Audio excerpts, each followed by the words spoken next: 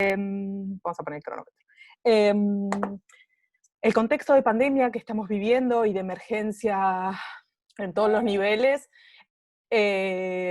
no hace más que exacerbar y mostrar las situaciones de desigualdad que tienen nuestras sociedades, en especial nuestras sociedades argentinas y en Latinoamérica en general. Hoy estamos bastante alarmados por las situaciones que estamos viviendo, pero no es más que las mismas situaciones anteriores, solo que ahora están un poquito más agravadas por la situación en la que nos encontramos. Entonces me parece que hay que poner un poco ahí el punto de, bueno, pensémonos dónde nos puso la pandemia, pero pensémonos también antes de la pandemia en qué situación nos encontramos. Llegamos a esto y a las medidas graves que se han tomado y demás por la situación previa que teníamos. Yo tengo para mostrar, a ver si el sistema nos acompaña, no podría pasar yo el PowerPoint porque me dice el anfitrión inhabilitó la función de compartir las pantallas. Quizá, Verónica, ¿vos podrías ayudarme con esto? No te escucho. Sí, ahora lo subsano. Ok. Solo porque es una linda guía y si no me pierdo hablando y hablo rápido mucho y todo... ¿Ahí se ve bien? Bien, ok. Bien, ahora sí. Sí, yo lo veo perfecto, quizás se pueden no ver los costaditos, pero vas a tener que ir pasándome las diapositivas porque yo no lo puedo manejar. Así que, si querés, pasemos a la primera diapositiva. Ahí les dejo mi correo por si alguien se quiere comunicar conmigo después y obvio van a tener el PowerPoint y me pueden escribir, no hay ningún problema. Lo tendríamos que abrir porque si no se desconfigura. Viste que abajo te da como la forma de presentar. Básicamente yo quería mostrar como 3 puntos, o discutir 3 puntos o 3 ideas de igualdad. Una primera aproximación, lo primero que tenemos que pensar cuando hablamos de igualdad es ¿qué es la igualdad? Si este es un primer planteo, porque en general siempre hablamos de igualdad. Cuando yo digo mis 2 hijos son iguales, estoy refiriéndome a alguien, estoy haciendo algo. Cuando yo digo A es igual a B, o C y B son distintos, siempre estoy haciendo lo que se llama un juicio de comparación. La igualdad es un juicio de comparación, ¿sí? Entonces, este es como el primer punto. Ahí si querés pasar a la diapositiva 3, a la que tiene el numerito 3, que yo ahí hice como los 2 circulitos de cómo se muestra esta idea de igualdad, ¿sí? Estoy comparando un grupo con otro grupo, o una persona con otra persona, y siempre hay lo que nosotros llamamos un criterio de distinción, ¿sí? ¿Qué estoy comparando? Si yo estoy diciendo mis 2 hijos son iguales, no sé, los estoy comparando en rasgos físicos. Si yo estoy diciendo A es igual a B, estoy comparando por alguna cuestión, ¿no? Si siempre hacemos distinciones fundadas en alguna razón, no sé, la condición de ser migrante, la condición de ser mujer o varón, la condición de ser niño y no ser niño o niña, la condición, no sé, de ser perteneciente a pueblos originarios o no, siempre hay un criterio de distinción.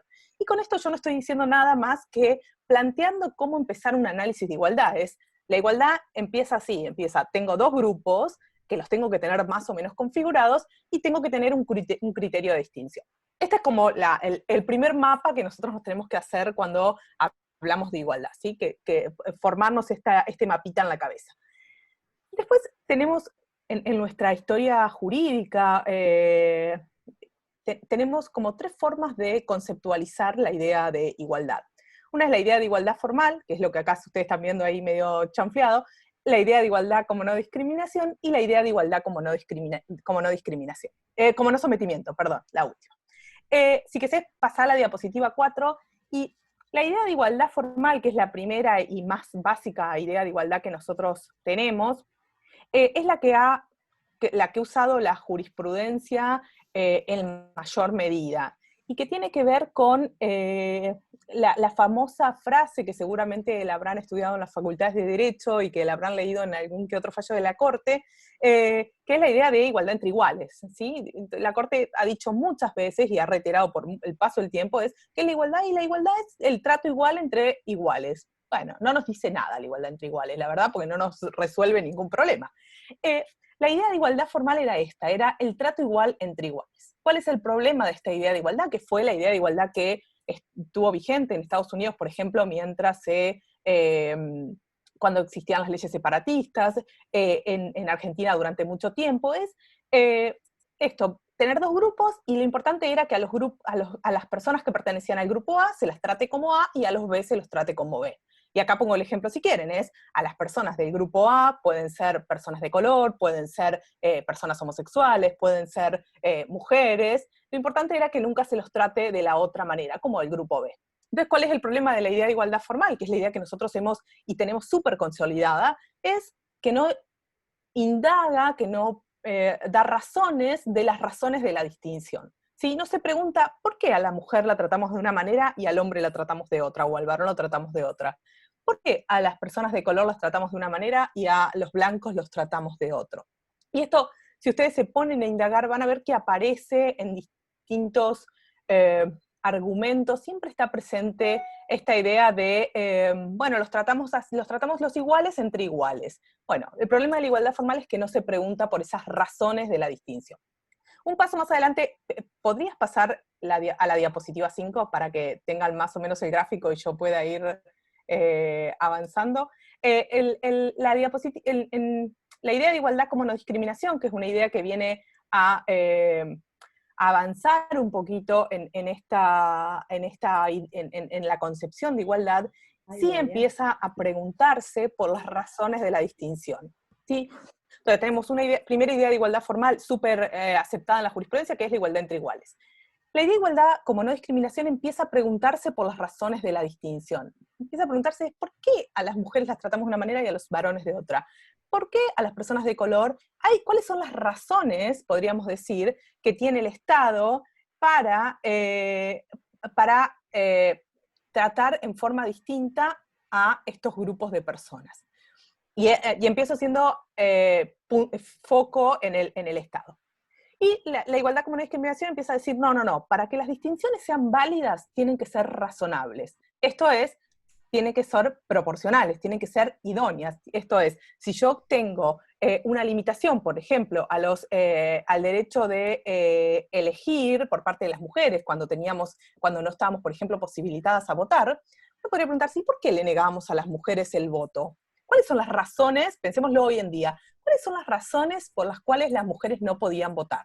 Y ahí podríamos dar algunos argumentos, o pensar algunos argumentos. Pensémoslo más recientemente, o en debates un poco más recientes, que yo creo que el gran ejemplo que tenemos acá es el matrimonio igualitario, ¿sí? O como lo quieran, matrimonio igualitario es como lo llama el matrimonio entre parejas del mismo sexo. ¿Cuáles son las razones que teníamos para negar el matrimonio entre parejas del mismo sexo?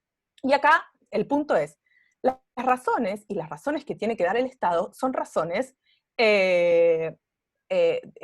públicas, ¿sí? No son razones morales, ¿sí? Entonces el Estado en esta discusión, por ejemplo, sobre el matrimonio y demás, no me puede decir, no, porque el matrimonio, la religión, no, las razones del Estado son razones públicas, ¿sí? Nuestro Estado es un Estado que en este sentido no puede adoptar una posición moral. Entonces, este sería como un ejemplo. ¿Cuáles son las razones que para negar el ingreso pensemos, a la universidad a las personas que no hayan terminado la secundaria, ¿sí? Este es un ejemplo. La ley que establece quiénes pueden ingresar a la universidad, dice, todas las personas que hayan terminado la secundaria pueden ingresar a la universidad. Perfecto, bien. ¿Y hay razones para eso? Yo no podría decir, sí, hay razones, que se supone que cuando llegan a la universidad se requiere que una persona sepa leer, escribir, comprender un texto, etcétera, etcétera. Entonces esas son las razones con algún peso. Pero hay distinciones donde el argumento del Estado no va a alcanzar con que sean meras razones, como esta que yo acabo de dar del ejemplo de la universidad. O otro ejemplo es, ¿por qué es válida la distinción de la que los adolescentes puedan sacar su licencia de conducir a los 17 años? Digo, ahí hay una distinción clara, ¿sí? Unos no pueden y otros sí pueden. ¿Es válida esa distinción? Bueno, algunos podrían decirnos, sí, porque se supone que a los 17 años uno adquiere una aptitud mental, etcétera, etcétera, que no tiene antes.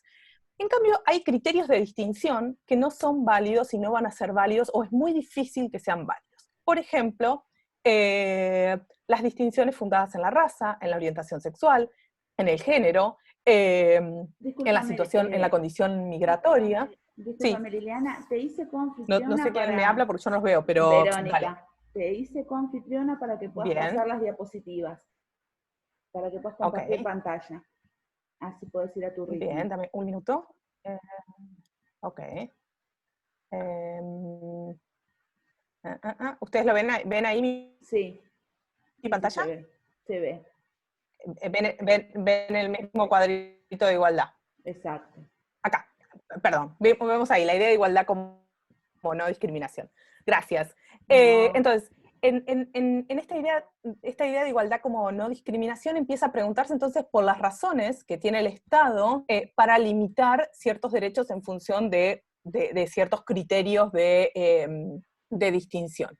Y empieza a decir, bueno, hay razones hay criterios de distinción que se van a poder usar y otros criterios de distinción que son de muy dudoso uso, que básicamente, en nuestro caso, en nuestra Constitución no dice mucho sobre igualdad, pero están enumerados en el artículo 1.1 de la Convención Americana de Derechos Humanos, que tiene jerarquía constitucional. Entonces ahí habla de algunas categorías. Por ejemplo, la orientación sexual, ahí habla de cualquier otra condición social, con lo cual deja abierta esta idea de las categorías sospechosas, las llaman algunos, la Corte Interamericana habla de categorías prohibidas, que son categorías que a priori, o sea, a simple vista ya diríamos, acá hay algo raro, porque no hay ninguna razón para que el Estado distinga en función de esto. No hay ninguna razón para, por ejemplo, pensemos que mañana sacamos una ley para que el Estado diga solo los varones pueden ir a la universidad. Entonces podríamos decir, ¿cuál es la razón de por qué solo los varones pueden ir a la universidad? Pensemos otros ejemplos, de que solo los varones puedan ser, o solo las mujeres puedan estudiar para ser maestras de inicial, o maestras en general. ¿Cuáles son las razones que tiene el Estado? Y lo que nos permite indagar por esas razones es que muchas veces lo que hay detrás son estereotipos vinculados a roles que tienen ciertos grupos. Por ejemplo, en este caso de las maestras jardineras, uno podría decir, ¿cuáles son las razones? Y normalmente asociamos a que la maestra, la mujer, la madre, el primer amor, etcétera, etcétera, que no tiene nada que ver con la función del buen maestro para el cual el Estado nos forma y podría formar tranquilamente y de la misma manera a un hombre y a una mujer. Yo estoy suponiendo ejemplos como medios burdos. Pensemos otro ejemplo, porque creo que ya en esto hemos avanzado un poco. Pensemos otro ejemplo, ¿cuáles son las razones, no sé, para impedir que las personas con discapacidad ingresen a ciertos puestos de trabajo o a ciertos cargos? Digo, todo el tiempo estamos haciendo distinciones.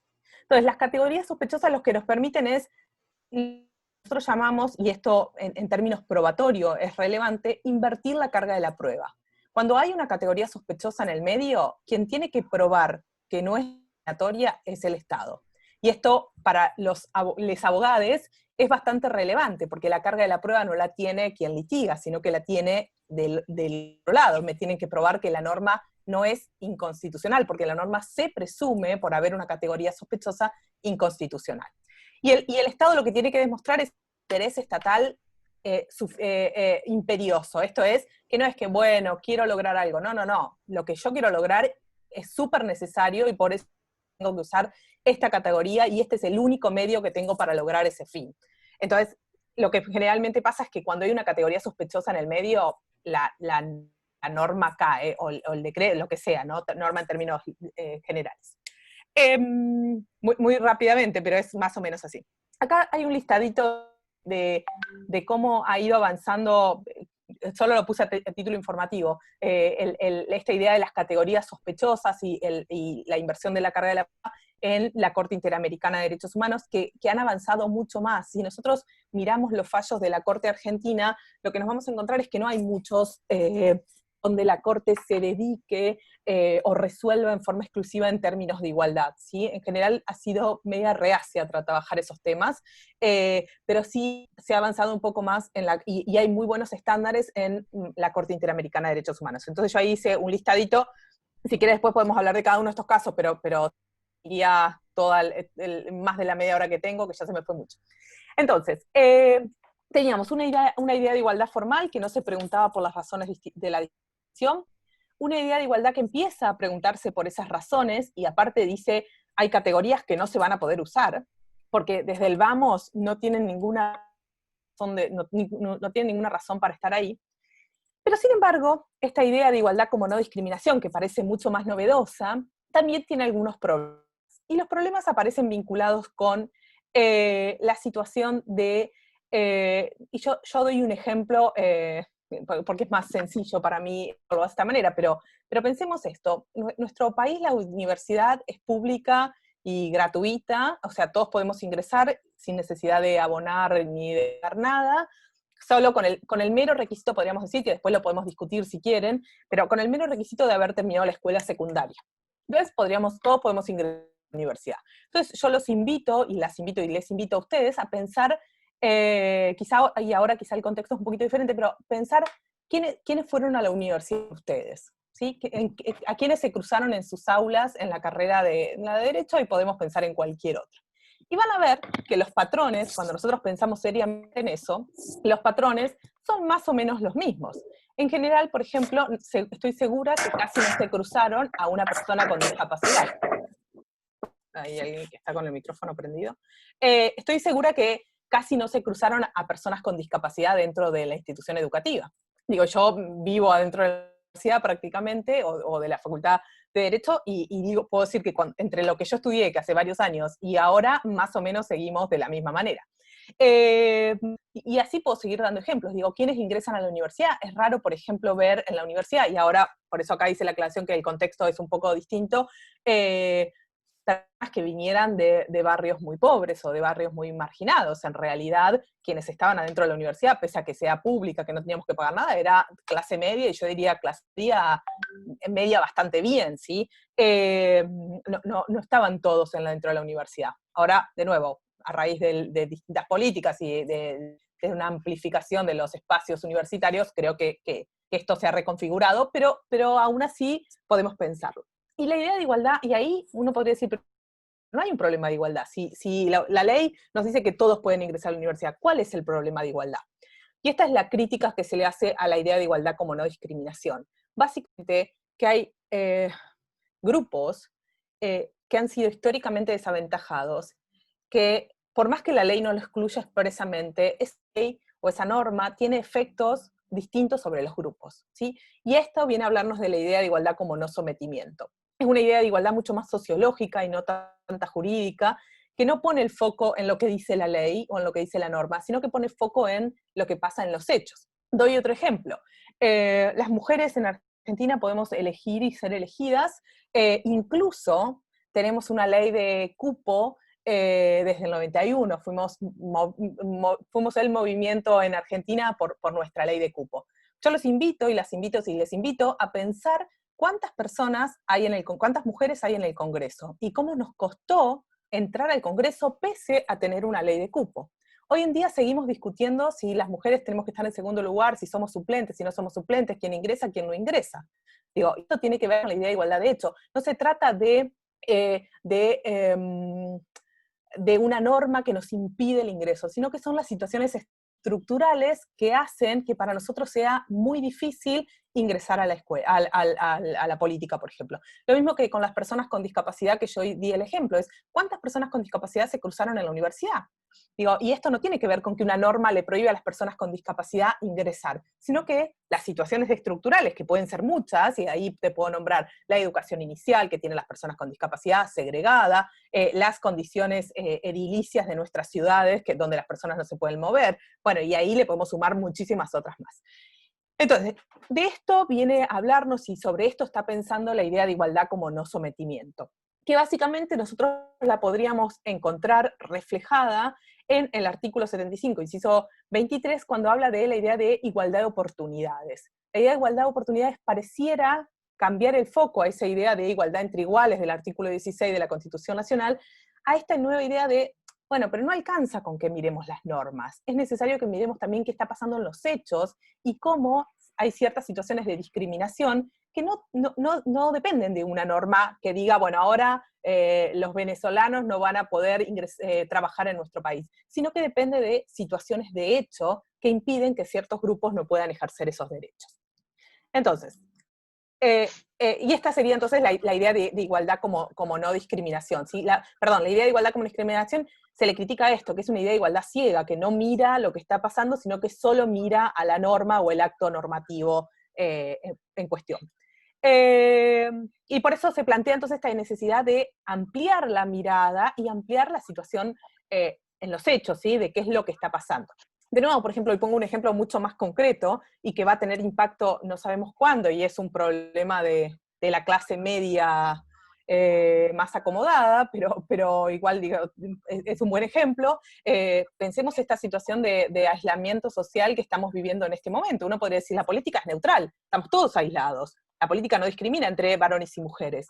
Sin embargo, ya lo podemos afirmar que esta política va a tener un impacto a largo plazo en la situación de las mujeres, en las situaciones mujeres que tuvieron sobrecarga de trabajo, situaciones que no pudieron cumplir con los objetivos laborales, auditorías, etcétera. Digo, y es un problema muy, muy, de nuevo, tenemos otros problemas muchísimo más graves, pero me parece que es un lindo ejemplo para pensar esta situación. De nuevo, el impacto de estas medidas, estamos todos en situación de aislamiento, sí, pero hay mujeres donde esta situación de aislamiento le está poniendo en riesgo su vida, ¿sí? Y es una política neutral, pero que tiene un impacto desproporcionado en ciertos grupos.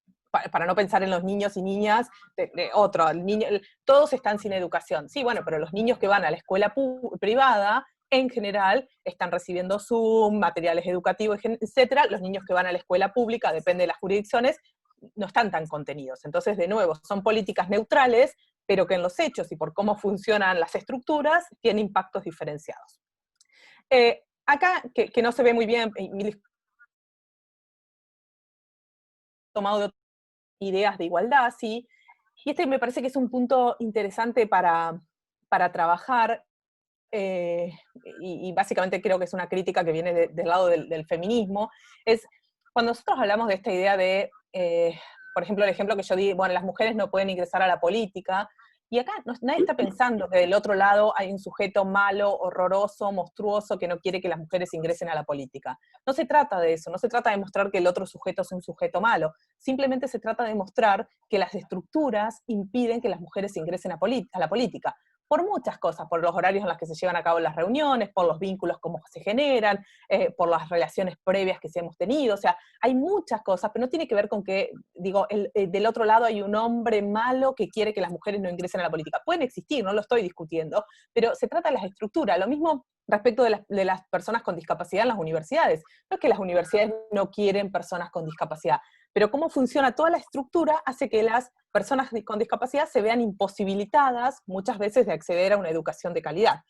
Esto me parece que es un punto interesante para hablar de la idea de la intención de discriminar y el efecto logrado, ¿sí? Nosotros nos ponemos el foco en el efecto, no importa si hubo o no hubo intención de discriminar, sino que en los hechos eso se aparece bastante claro.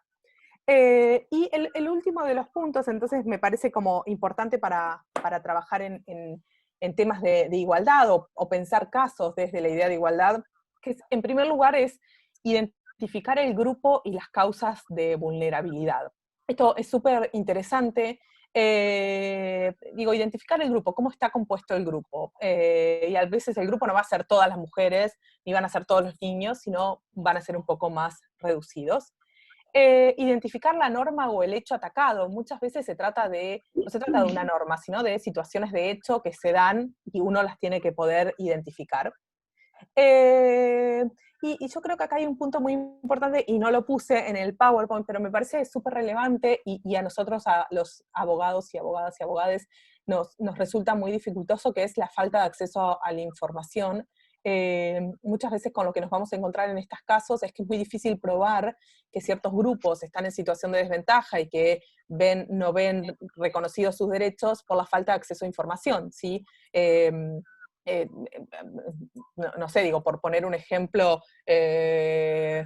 bastante claro, si uno quiere sistematizar, por ejemplo, cómo están compuestos los poderes ejecutivos nacionales y provinciales, quizás es muy difícil acceder a esa información en forma sistemática, sino que lo que vamos a tener que hacer es recomponer esa información nosotros, ¿sí?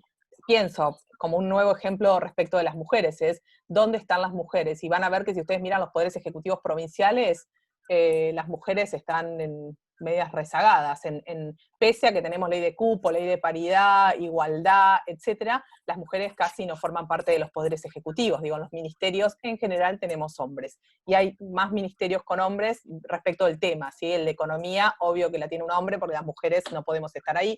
En cambio, el de cultura, por ahí nos lo da. Este es un tema interesante para pensar cómo se reproducen estereotipos. Pero de nuevo, venía esto, es muchas veces con lo que nos encontramos acá es con falta de acceso a la información, ¿sí? Que la información no está, y acá hay un caso muy interesante, que es el caso Cisnero, que es un caso de una mujer que quería ser chofer de colectivo en Salta. La mujer se presentó varias veces, nunca la eligieron, etcétera. Pero uno de los problemas que tenían los abogados de esta o la asociación que la acompañó, es que no podían tener datos de cuántas mujeres colectiveras había, y la idea de igualdad invertir tenemos que hacer es lograr que el otro pruebe que no hay mujeres. El otro me tiene que demostrar a mí que hay mujeres suficientes, y lo que va a pasar en general es que lo que pasó en este caso es, de las 200 empleados que tenía contratado, 3 eran mujeres y estaban en actividades administrativas, no en actividades de dirección. Creo que hay un caso bastante similar en la ciudad de Buenos Aires, que es el caso Borda, que es una mujer que quería ser también chofer de colectivo. ¿Y por qué quieren ser choferes de colectivo las mujeres? Porque ganan más, ¿sí? Porque el salario que recibe un chofer es súper diferenciado respecto de quien realiza tareas administrativas. Ahí interesante.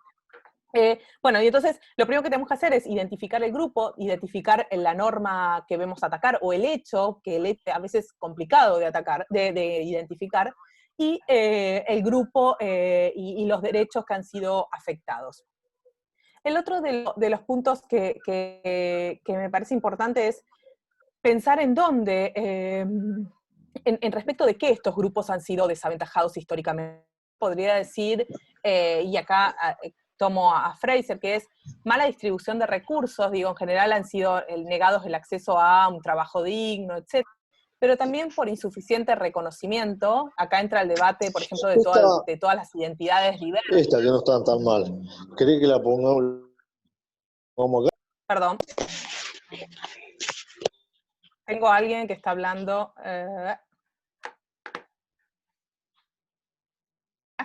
Bueno, ok. Entonces, uno podría pensar en que ese grupo es desaventajado por la mala distribución de recursos y por la reconocimiento, dice Fraser. Aun cuando estas dos cosas siempre van de la mano, digo, es muy difícil separar unas de otras. Y yo creo que acá, por ejemplo, un ejemplo claro es la situación de las personas trans, donde la falta de reconocimiento de su identidad o la insuficiente reconocimiento de su identidad, sumado a la situación económica o a la falta de a empleos formales y demás, hacen que su situación se agrave muchísimo más. Respecto a las mujeres pasa algo similar, ¿sí? La mala distribución de recursos, que en general las mujeres están en puestos de trabajo peor pagos que los hombres, genera también una falta de reconocimiento de sus derechos, ¿sí? Una insuficiencia de reconocimiento de su identidad. Esto es unos conceptos que surgen de Nancy Fraser. ¿Cómo se logra la igualdad real? Y básicamente lo que tenemos que hacer, o que nosotros tenemos armados, son las acciones positivas, ¿sí? Las acciones positivas como la ley de cupo, la ley de paridad. Uno podría ser crítico con la ley de cupo y la ley de paridad. Básicamente la crítica que viene de parte más de la academia, más técnica, es, bueno, en definitiva la ley de cupo lo que hace es poner un parche a una situación, y lo que termina pasando es que ya sabemos cuáles son las mujeres que van a poder llegar al poder y cuáles no van a poder llegar. Y es una crítica genuina, digo, una crítica válida. La crítica a la acción positiva es que no cambia la estructura, lo único que hace es garantizar que una persona llegue al poder o a donde sea. Pienso, por ejemplo, en Estados Unidos, las universidades que tienen cupos para ingresar, por ejemplo, a las personas de color se les dan grandes cupos, y entonces uno podría decir, bueno, se permite entonces que una persona de color sea médico o médica, pero no se cambian las estructuras, ¿sí? Y esto creo que los movimientos actuales nos lo han dejado claro, ¿sí? Nosotros tenemos grandes profesionales negros en Estados Unidos, y profesionalas mujeres, no sé cómo se dice, pero sin embargo la estructura y la situación de discriminación de base de todo el colectivo no ha sido modificado. Y podríamos poner el mismo ejemplo respecto del Congreso y las mujeres, ¿sí? Nosotros hemos tenido grandes mujeres en el Congreso, sin embargo la situación de discriminación que padece el resto del grupo parece que todavía sigue bastante intacta. Esa es una crítica a las acciones positivas, pero digo, solo para tener presente que esta crítica existe y que sí, que no es lo mejor sería que haya una igualdad real para todos, para todas, pero bueno, es lo que tenemos. Entonces, esta es la distinción que yo hago acá al final de del PowerPoint entre acciones afirmativas y acciones transformadoras. Las acciones transformadoras buscarían transformar la realidad y las estructuras, sabiendo las estructuras cuesta mucho quebrar lógicas que vienen desde hace años manteniéndose igual. Entonces, me parece que esto creo que otro punto interesante respecto de igualdad, que me lo salteé por acá, no sé dónde está, tiene que ver con la idea de interseccionalidad, tiene que ver con la idea de que hay grupos donde las causas de discriminación son múltiples, ¿sí? No es lo mismo hablar, por ejemplo, de una mujer de clase media que sufre violencia de género, que pensar esa misma situación respecto de una mujer de un barrio vulnerable, madre soltera, que sufre violencia de parte de su actual pareja. No es lo mismo pensar en la situación de un niño con discapacidad que si sea una niña con discapacidad. Digo, hay causas de discriminación que se acumulan o que en realidad se interrelacionan y hace que estos grupos o ciertos sujetos se encuentren en una especial situación de vulnerabilidad, ¿sí? Mucho más robusta, mucho más difícil de romper. Ese me parece que es un concepto clave, un concepto que todavía no hemos desarrollado demasiado, por lo menos en la jurisprudencia local, y que es necesario tenerlo presente. Dejo acá y así tenemos tiempo para preguntas. Muchas gracias. Perfecto, Liliana. No sé si me escuchan bien todos. Ahí hay muchos comentarios que son riquísimos, justamente ahí se están refiriendo a pueblos originarios, también a la situación de desigualdad que se nos genera especialmente en este momento de pandemia, en un contexto de encierro, donde muchas mujeres justamente están obligadas a una convivencia prácticamente intramuros con sus maltratadores, así que es muchísimo lo que después vamos a poder tener para compartir, para debatir, para consultar, porque esa es la instancia que nos va a quedar más hacia el final de la charla. Ahora le voy a dar la palabra, no sé si quedó ahí como compartido el PowerPoint, a ver si Liliana tal vez lo podés minimizar, porque a mí me quedó como compartido, no sé a los demás. Como para poder minimizarlo, lo minimizamos así, ya pasamos a la segunda disertante. Bueno, vamos a hablar ahora con la doctora Gabriela Maidana. Gabriela es médica, ahora voy a leer algunas referencias que tienen que ver con su actividad. Mientras tanto voy a minimizar, ahí estamos. Perfecto. Bien, vamos a darle la palabra ahora a la doctora Gabriela Maidana. Ella es médica generalista, docente de escuela media, técnica docente, médica de los CEF 95 y 190 de Quilmes, son centros de educación física a los que me refiero. Ahí en Quilmes integra la Red Provincial contra la Violencia hacia las Mujeres y también integra la Comunidad de Intersaberes, que es un grupo multidisciplinario de distintos profesionales de los que también tengo el gusto de ser parte. Así que ahora le vamos a dar la palabra. Gaby, no sé si ya sacaste el mute de tu micrófono. ¿Me escuchás bien? Perdón. Sí. Sacar a mí como anfitriona, porque la verdad es que no sé cómo sacar mi pantalla, perdón. Perdón, no te hagas problema. Ahora te saco. Y ya sé lo que vamos a hacer. Vamos a poner... Ahí está. Perfecto, y ahora voy a pasar el PowerPoint de Gabriela, ¿sí? Gaby, ya estás, ahí te paso la posta, digamos. Bueno, yo todavía no veo la fotito, pero bueno, igual arranco. Bien, un segundito, ahí vamos a cerrar el otro PowerPoint y vamos a ingresar al tuyo. Okay.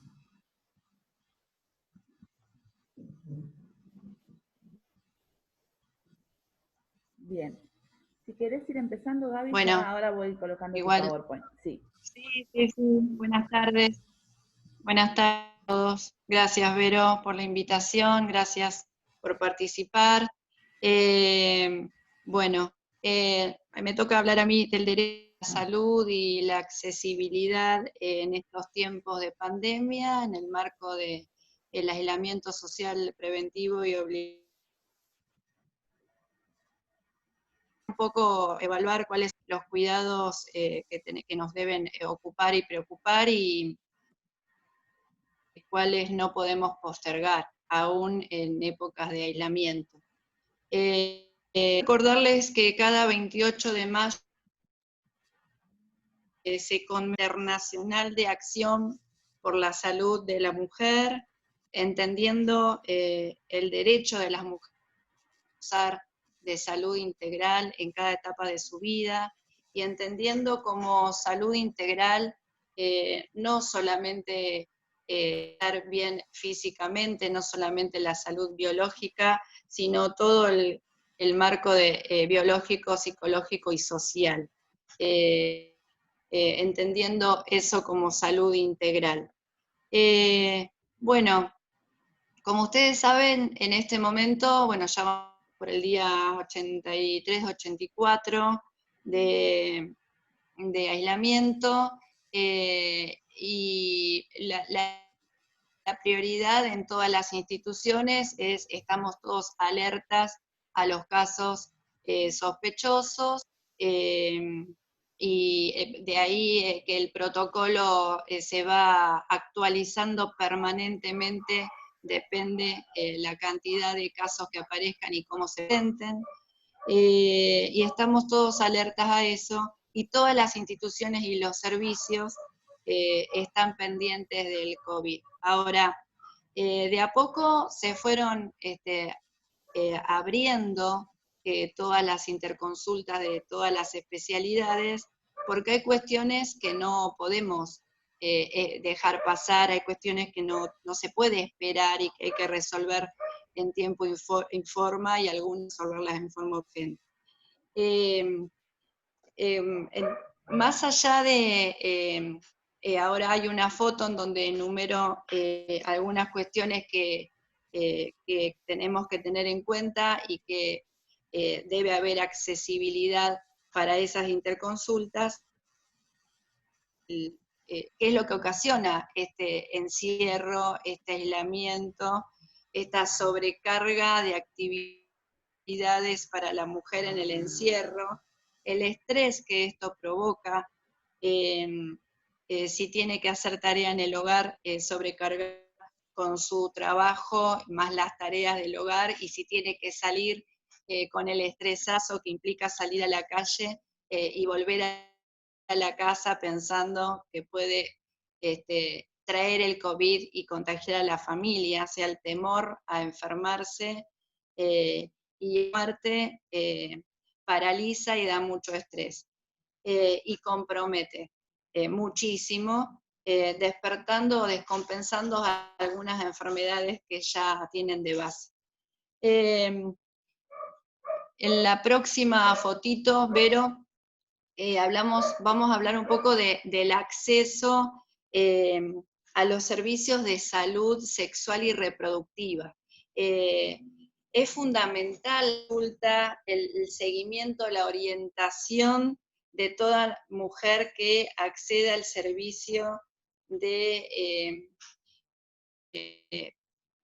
orientación para métodos anticonceptivos. Esa es una consulta que no se puede postergar y que requiere de un espacio, requiere de un profesional, requiere de la escucha, de la orientación para saber qué método va a utilizar.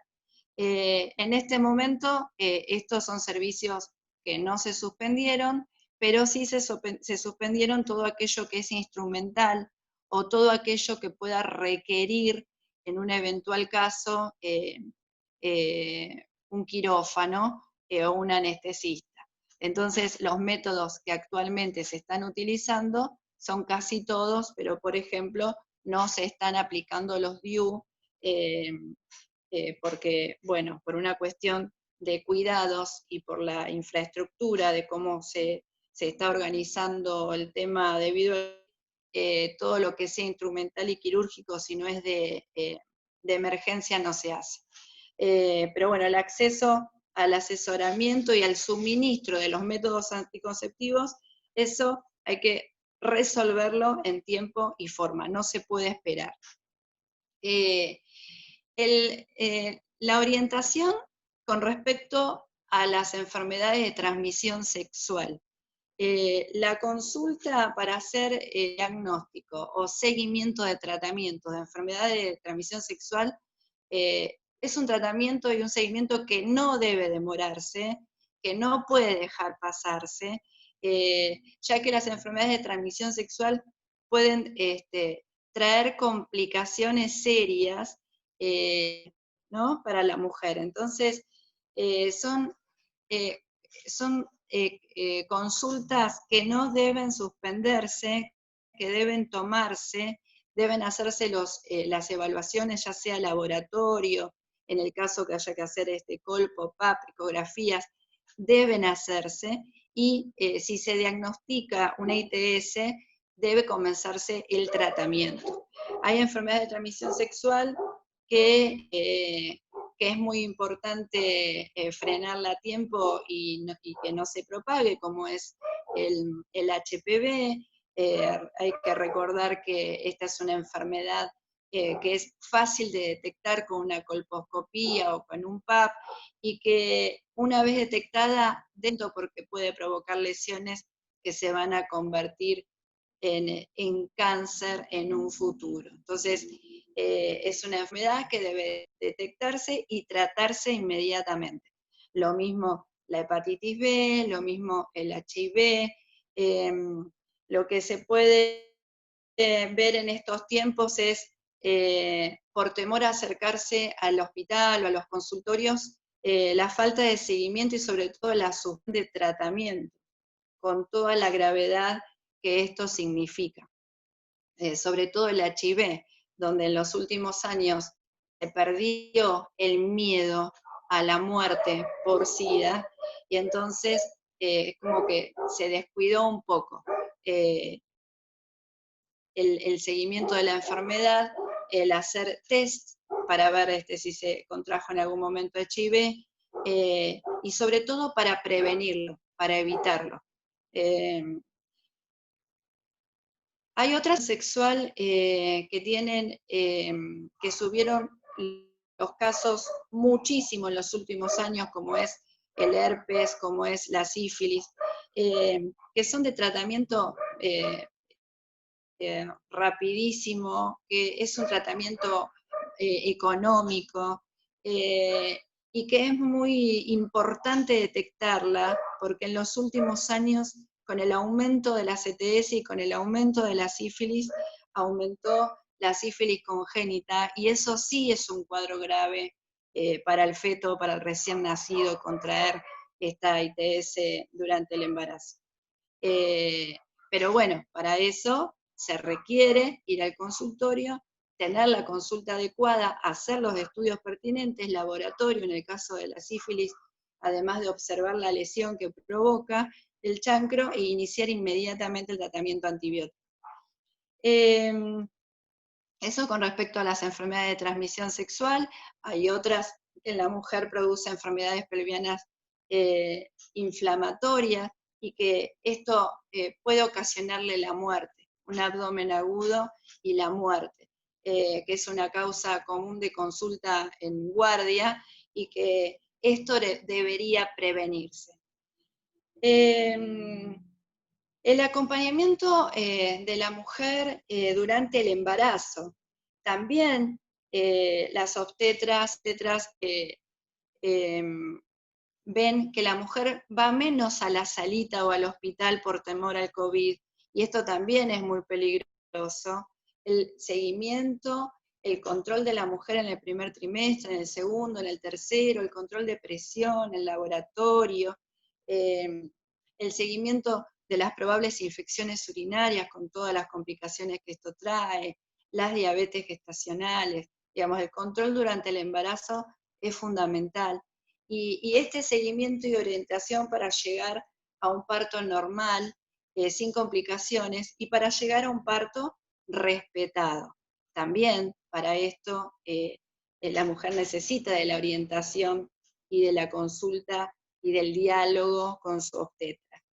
Y el acceso a la interrupción legal del embarazo. Esta es una situación que requiere de la charla con un profesional que nos sepa orientar, que sepa guiar al paciente, requiere de un espacio que sea accesible, que sea confiable, requiere de privacidad y de rapidez sobre todo, porque esto hay que resolverlo desde el momento que lo solicita la mujer hasta el momento que se realiza, no pueden pasar más de 10 días. Entonces, para resolver esta situación, para llevar a cabo la interrupción legal del embarazo, es necesario la orientación sobre de qué manera se va a hacer, qué método se va a utilizar, de acuerdo a la edad del paciente, a los antecedentes y a la edad gestacional en la que se encuentra. La necesidad de incluir apoyo psicológico y psicosocial, y la necesidad de orientar a la mujer en el caso de la presencia de violencia, ¿sí? Hay muchas otras cuestiones que la mujer no puede dejar pasar y que las estadísticas nos dicen que no podemos descuidar. Con respecto a la salud de las mujeres adultas, las enfermedades cardiovasculares siguen siendo la primer causa de muerte en la mujer adulta, y para eso es necesario hacer el seguimiento. Hay mujeres que ya empezaron la pandemia con una enfermedad instalada y diagnosticada, como es la hipertensión, las hipercolesterolemias, los síndromes metabólicos, la diabetes, los problemas endocrinos por hipertiroidismo, y hay otros que se desarrollan en el contexto de encierro, que tiene que ver con los cambios de hábito, tiene que ver con las cuestiones emocionales, tiene que ver con la mala alimentación, con el aumento del consumo de harinas, de sodio, tiene que ver con el aumento de peso, con la ganancia de peso y sobre todo con el sedentarismo que logramos tener en todos estos días. Entonces, todo ese combo de cuestiones emocionales, mala alimentación, sedentarismo, descompensa o hace aparecer un montón de cuestiones como es la presión arterial, la glucemia que sube, los triglicéridos que ascienden, el colesterol que se dispara, ¿sí? Entonces, en todos esos casos, ya sea la enfermedad cardiovascular ya instalada y diagnosticada, fundamental el seguimiento y el tratamiento, no suspender el tratamiento. La verdad que es terrible ver en estos días cómo suspenden los tratamientos porque no logran ubicar a su médico de cabecera, o no se animan a ir al consultorio, o porque tienen la receta en la fotito y en la farmacia no le aceptan la receta cuando deberían hacerlo. Entonces, la suspensión de un antihipertensivo o una medicación para diabetes complica todo esto y lo descompensa al paciente, o hace aparecer estas enfermedades metabólicas. Hay otras enfermedades que nos afectan, nos preocupa y nos debe ocupar, que es el cáncer de mama. El cáncer de mama es la primera causa de muerte por cáncer en la mujer en nuestro país. Todos los años alrededor de 5.600, 5.500 mujeres mueren por cáncer de mama. Esto es un número que tenemos que tener en cuenta y por eso tenemos que ocuparnos. Y que alrededor del 75% de todas esas mujeres que sufren de cáncer de mama no tienen antecedentes familiares de cáncer, que eso es un dato importante a tener en cuenta, ¿sí? No relajarse cuando uno dice, no tengo antecedente, ni mi mamá, ni mi tía, ni mi abuela, no hay cáncer de mama en la familia. Este es un tema que no tiene que ver. El 75% de las mujeres con cáncer de mama no tienen antecedentes. Y otro dato importante, más allá de saber la cantidad de muertes anuales que tenemos, de que hay muchas, que el 75% no está relacionado con los antecedentes, es cuando el tumor mide menos de 1 centímetro, tiene el 90% de posibilidades de cura.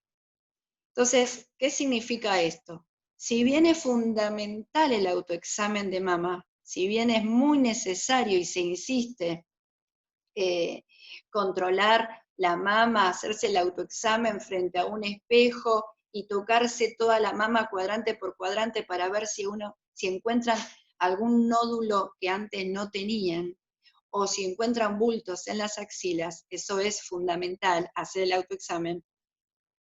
Cuando encontremos un bulto, sobre todo en las mamas que son grandes, que tienen mucho tejido adiposo y que ya tienen nódulos de antes o fibrosis y todo eso, es muy difícil detectar en esas mamas un bulto menor de 1 centímetro.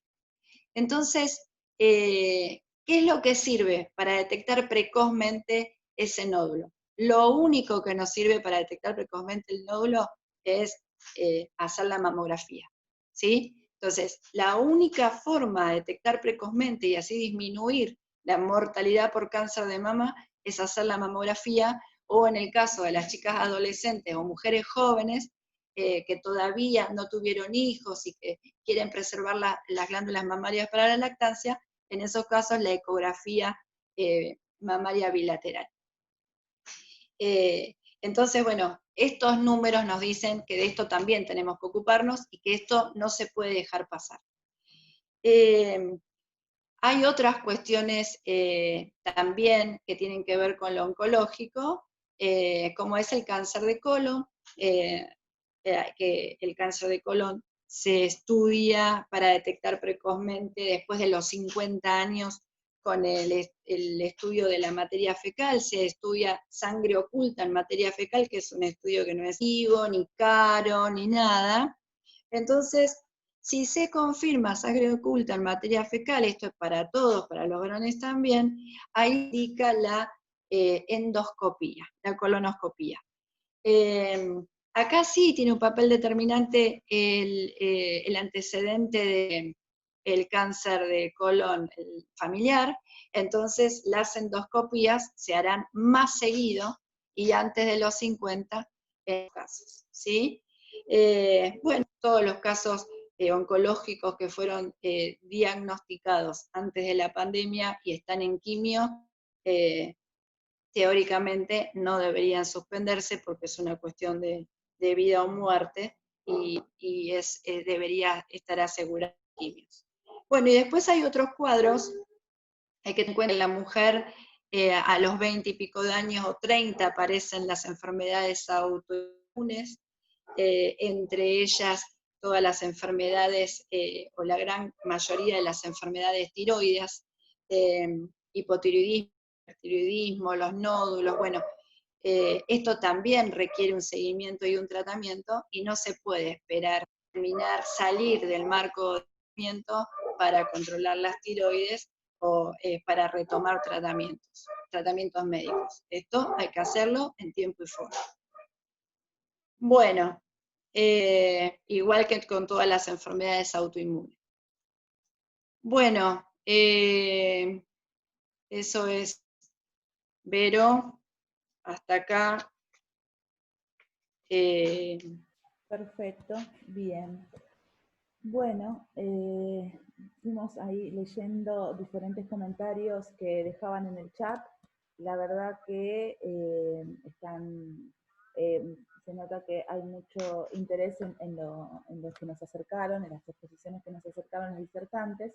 Ahora los invito a este momento de poder compartir inquietudes, poder formular alguna pregunta, algún comentario que estén interesados, hacerlo a través de las reacciones o el levantar la mano. No sé si alguien ya tiene algo pensado, si no, voy formulando yo una primera pregunta mientras los demás y las demás se van organizando para consultar. Bueno, mi primera consulta sería para la doctora Ronconi acerca de, digamos, esta situación de, digamos, desigualdad fáctica que tenemos las mujeres y las medidas de acción positiva. Siempre pensamos que las cuotas son una manera importante de, por lo menos, poder nivelar o instar a un cupo en aquellos ámbitos en los que históricamente no los tenemos. Pensar ahora justamente en toda esta reconfiguración que tenemos por la pandemia y lo que es inherente al trabajo, ¿no? Que ahora no hay afuera, ahora tenemos un trabajo hogareño que se confunde por momentos con el que solíamos realizar afuera. Entonces se está hablando mucho de teletrabajo y estas nuevas instancias que tenemos ahora. Entonces mi pregunta iría a esto, pensando en las acciones positivas, ¿será que después de esta pandemia tendremos que pensar en cómo queda reconfigurado todo lo que tiene que ver con los deberes de cuidado intrafamiliar, digamos, porque volveremos, supongo, a una normalidad que no va a ser la misma que antes de marzo de este año, que por lo menos nosotros tenemos el aislamiento social preventivo y obligatorio desde el 20 de marzo. Bueno, seguramente la normalidad a la que volveremos será otra normalidad que no será la previa a ese 20 de marzo. Entonces, ¿será que tendremos que gestar también acciones positivas en cuanto a estos deberes de cuidado que vamos a tener que ir reconfigurando? ¿O tendremos que eso quedar a la expectativa y a la espera de el paradigma cultural, que bueno, esperamos que justamente con todas las acciones que se vienen llevando a cabo durante estos años se mueva un poco, ¿no? No sé si hay algo más o menos. Sí, bueno, no sé si me escuchan, pero sí, es como un súper lindo tema. Perdón, yo al final me olvidé, si no lo uso en el PowerPoint y me hago memoria, me olvido de todo. Pero creo que otro lindo tema, y que creo que este contexto nos vuelve a mostrar una desigualdad que ya teníamos, pero acá súper reforzada, tiene que ver con las tareas de cuidado a cargo de las mujeres en general. Tareas de cuidado como algo amplio, ¿no? Porque en general vinculamos tarea de cuidado a los niños, pero las tareas de cuidado son mucho más que ello. Es tarea de cuidado a las casas o a nuestros hogares, y tareas de cuidado también a los adultos mayores. Creo que esta situación de los adultos mayores muy fuertemente también, cosa que en general no nos ocupamos tanto y que ahora nos toca ocuparnos. Todo en general, digo, y acá de nuevo, no es tratando de que hay una mala intención de parte de los varones que nos quieren cuidar, sino que la sociedad está configurada de esa manera. Yo creo que sostuve antes en alguna reunión que tuve, creo que el gran desafío que tiene por lo menos la sociedad argentina y las sociedades,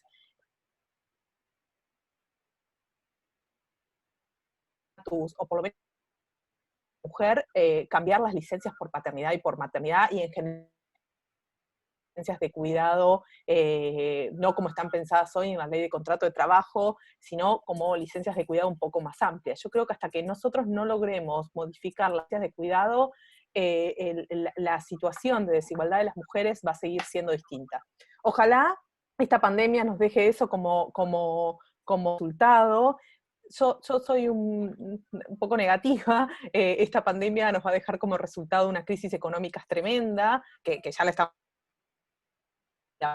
Y la verdad es que cuando trabajamos temas de cuidado, nuestro gran rival del otro lado son las grandes empresas, o las empresas en general, que digo, entiendo también que tienen sus recursos y que los recursos son limitados, etcétera, pero creo que el gran opositor ahí es el privado, ¿sí? Si no son los particulares, que obviamente resulta costoso. O sea, pero entonces yo no creo que la pandemia nos permita modificar esto. pero sí que tenemos que empezar a trabajarlos de distintos ámbitos, reforzar la idea de que, digo, podemos seguir discutiendo aborto como algo súper necesario y súper interesante, podemos seguir discutiendo violencia como algo súper interesante y súper necesario, pero mi posición es que hasta que no cambiemos las cuestiones de cuidado, la violencia contra las mujeres y el rol de la mujer como madre va a seguir siendo algo que no se va a poder tocar en nuestra sociedad. Esa sería como mi reflexión respecto de esto. Nos mezcla la cuestión de los privados, ¿sí? Que bueno, el que tiene una empresa quiere ganar dinero y no quiere estar pagando licencias por maternidad y licencias o por paternidad. Ahí tenemos que reconfigurar quizá la posición del Estado. La verdad es que no sé muy bien por dónde se tiene que ir, pero creo que es el foco, o por lo menos que el movimiento de mujeres tiene que, donde lo tiene. Esto sería como mi opinión. Perfecto, Liliana, muchas gracias. Le voy a, mientras vamos ordenando ahí las consultas que nos van mandando por chat, igual ya saben que liberamos los micrófonos para todos aquellos y aquellas que quieran hacer consultas.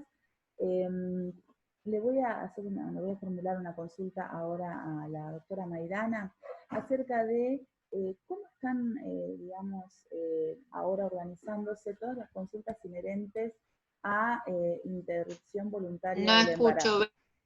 ¿Me escuchas ahora, Gabriela? Hola. ¿Ahora sí?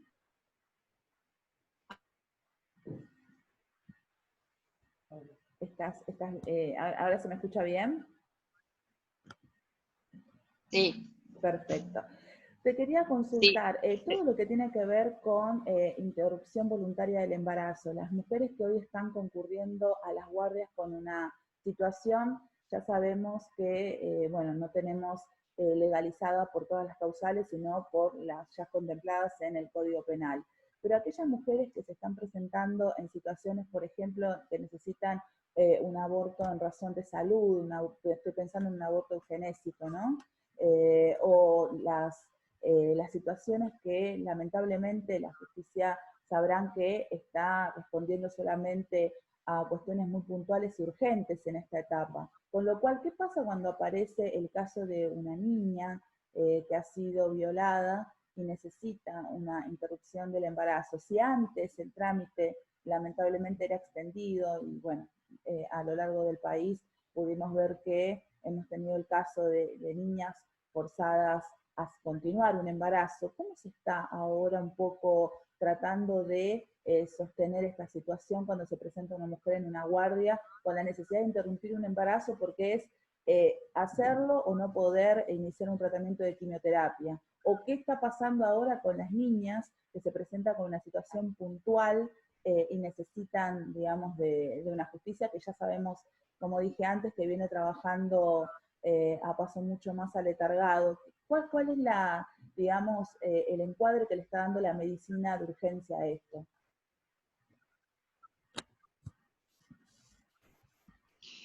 Y en el caso de las niñas, el artículo 86 habla de 3 etapas, ¿no? Las adolescentes mayores de 16 años firman el consentimiento y la declaración jurada. No es obligatorio que vayan acompañadas ni nada. Por supuesto, siempre en esta situación lo ideal es que vayan acompañadas por alguien que las pueda contener y que de confianza, ¿no? Que ellas elijan. Pero las nenas de entre 13 y 16 años también firman ellas el consentimiento y la declaración jurada, y en el caso que haya que hacer que el método no sea solamente hormonal y que aparte sea instrumental y en donde pueda correr riesgo su salud o su vida, ahí debe acompañar el consentimiento el mayor a cargo, ¿no? Pero el artículo dice acompañar el consentimiento, o sea que el consentimiento lo tiene que dar la niña, ¿sí? Y se debe hacer solamente con la firma de la declaración jurada que se hace en el hospital y que no requiere toda la otra cuestión de denuncia y la cuestión penal, no requiere un pedido de autorización policial ni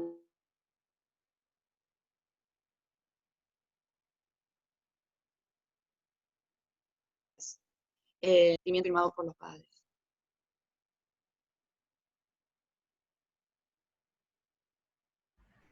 Bien, perfecto.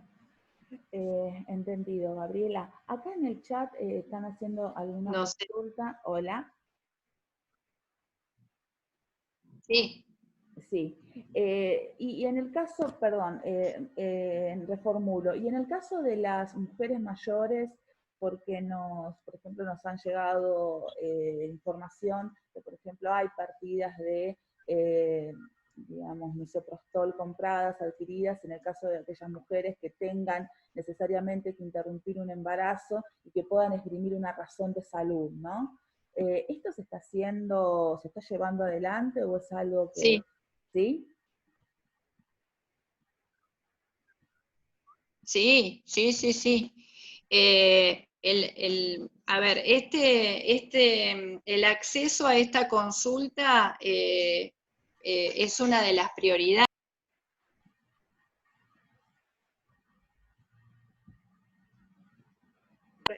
Algunos servicios no se están cumpliendo en tiempo y forma, que los hay, pero yo, por ejemplo, acá en la zona, tanto en Quilmes como en Berazategui, por ejemplo, esto es prioritario, tener el espacio como para recibir a la consulta, y en el caso de la solicitud de la interrupción de embarazo, en algunos casos depende de la edad gestacional, no solamente vas a necesitar el consultorio para decidir qué tratamiento vas a hacer y que ese comprimido la mujer puede ir y hacer el tratamiento en su casa tranquila, y en otros casos van a requerir de un quirófano y hasta de una cama.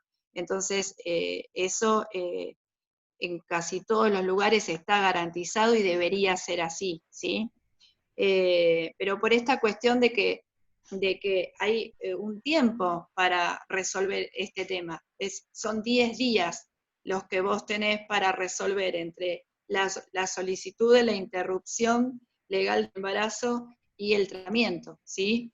Para efectuarlo. Entonces, esto se está haciendo. De todas maneras, esta es una droga que muchas mujeres acceden a la droga sin necesidad de ir al consultorio, ya conocen cómo utilizarla, la utilizan en forma vía oral o sublingual, o se aplican los comprimidos en la vagina, se aplica bien como si fuese un óvulo, entonces es de fácil tratamiento.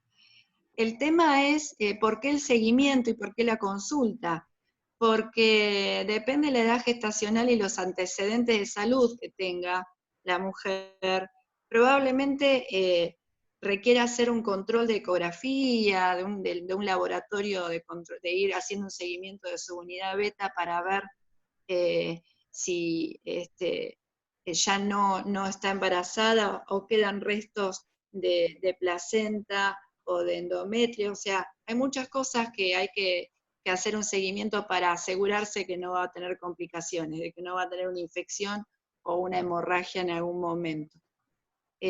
Por eso lo ideal es hacer la consulta y no hacer el tratamiento solas. Pero bueno, hay muchas mujeres que lo hacen. En las primeras semanas, antes de las 12 semanas de gestación, el tratamiento hormonal es súper efectivo, no suelen tener complicaciones más que el dolor que genera esta droga, y no tienen grandes problemas. Entendido, Gabriela, muchas gracias. Les voy a ir leyendo consultas que fueron volcando en el chat. Esta es una consulta para la doctora Ronconi. Se consulta lo siguiente: ¿cree que la aplicación efectiva de la ley Micaela podría contribuir a la igualdad de género?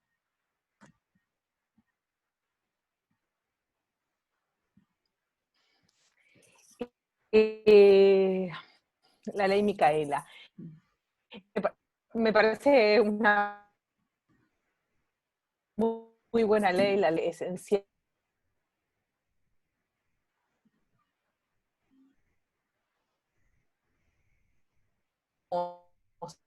También va a hacer las capacitaciones y cómo las van a hacer, Y en segundo lugar, cuál va a ser la voluntad de aquellos que sean capacitados, ¿no? Todos sabemos más o menos muchas veces las capacitaciones que son obligatorias, entonces puede pensar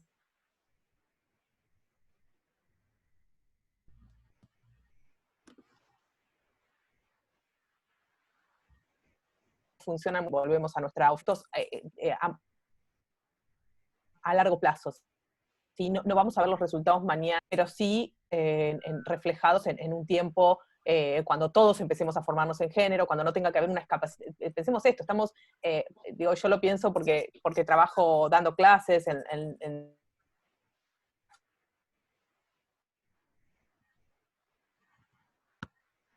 de trabajo básicamente tiene que ver funcionarios públicos, nada, pero pensemos también en el rol que tenemos que tener nosotros como capacitadores o como educadores. Es bueno, también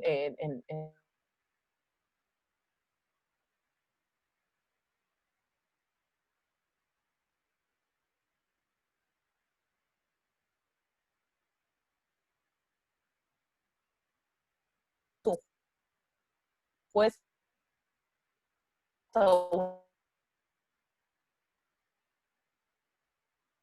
me parece que hasta que es iteración de nuevas, que tenemos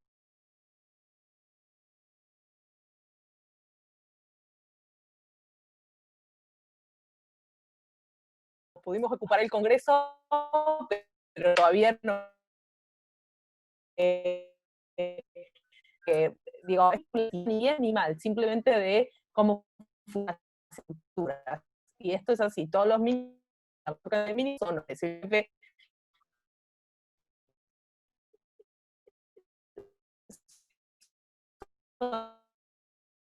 bueno, ahora tenemos entonces, en conclusión, a mí me parece que la ley Micaela es una buenísima, necesitamos poner el tema en agenda.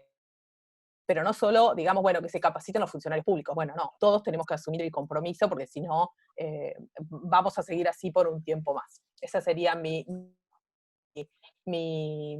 conclusión a esto. Y acá por ahí quiero agregar una cosita que es cuando Verónica me invitó y me planteó de esto, estar con una médica en el panel, en esta actividad, yo dije, ¿qué tengo que ver yo? O sea, ¿qué puedo llegar a decir o cómo nos podemos cruzar y me parece que es súper interesante la presentación que hizo Gabriela, ¿no? Y cómo se cruzan estos dos conceptos, estas dos posturas de cada uno, sino como posiciones o de dónde venimos cada una, y fuertemente vinculado con la situación de COVID, ¿no? Me impactó esto que decía Gabriela de el efecto que la situación de encierro está teniendo en las personas adultas mayores, básicamente las mujeres, y lo que pensaba es esto, bueno, sí, es un gran impacto, pero cómo eso perjudica o afecta más a ciertas mujeres. Digo, me imagino que la señora que está en su country con su pasto verde, pudiendo salir a dar una vuelta al parquecito, no tiene los mismos efectos que otras mujeres que están encerradas quizá en espacios chicos o que no pueden salir afuera, o que las condiciones para salir afuera no son las idóneas. Entonces, bueno, nada, me parece que fue un lindo cruce que no sabía cómo iba a salir, y creo que Gabriela desde su posición de la medicina y esto que yo quise transmitir, creo que tienen un cruce, es pensar cómo políticas públicas que son aparentemente neutrales y buenas para todos, tienen un efecto fuertemente grave en ciertos grupos, y yo agregaría lo que dijo Gabriela, es no a todas las mujeres las afectas por igual, sino que la interrupción legal por embarazo sabemos a quiénes afectan, o la falta de acceso, la situación de aislamiento para las adultas mayores sabemos a quiénes afecta más, y nada, me pareció como necesario decir esto como global del encuentro. Dejo la palabra. Perfecto. Ahora también acá hay una pregunta para Gabriela, que nos dice, quisieran saber qué opina, digamos, que quiero que digamos un comentario de ella respecto al abordaje de la consulta ginecológica de información para las mujeres con discapacidad en ejercicio de sus derechos sexuales.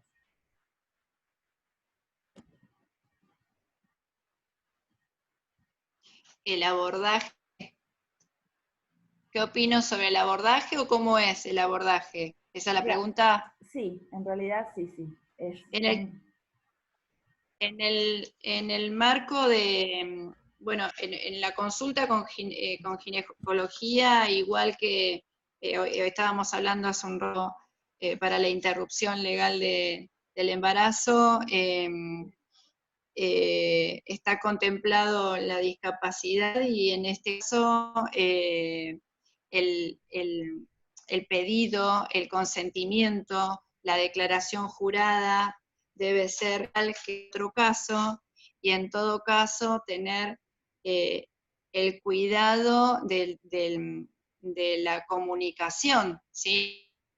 Con la persona que está solicitándolo o que solicita la consulta, eh, el cuidado con cómo se comunica y cómo se expresa lo que se quiere expresar, ¿sí? Asegurarse de que del otro lado comprenden cuál es la situación,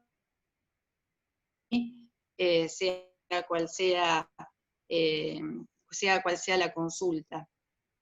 No sé si la pregunta tiene que ver con eso, no sé si contesto tu pregunta.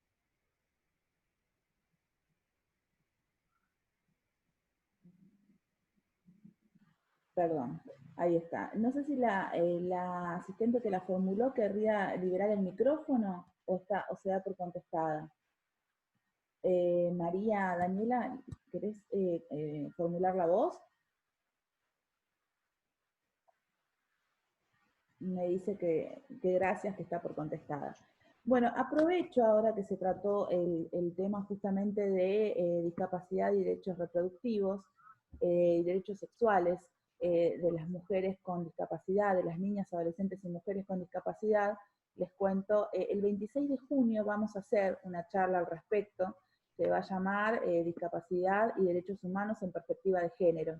También vamos a contar con un panel multidisciplinario, como en este caso, que bueno, me alegra de sobremanera que la doctora Ronconi haya visto también bueno, la riqueza que experimentamos con estas diferentes, ¿no?, miradas de diferentes disciplinas. Va a ser también un panel multidisciplinario y vamos a contar también con 2 disertantes. La charla va a ser el viernes 26 de junio y va a ser discapacidad y derechos humanos en perspectiva de género. Así que aquellos que tengan también, están invitadísimos todos, todas, y bueno, como para tener en cuenta esta inquietud también que se planteaba a través del chat. No sé si alguien más quiere hacer una pregunta directamente, quiere liberar su micrófono, hacer alguna acotación.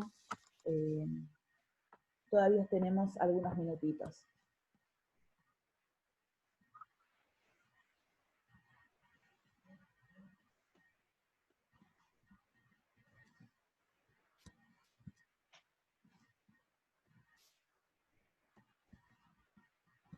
A ver, estoy viendo el chat.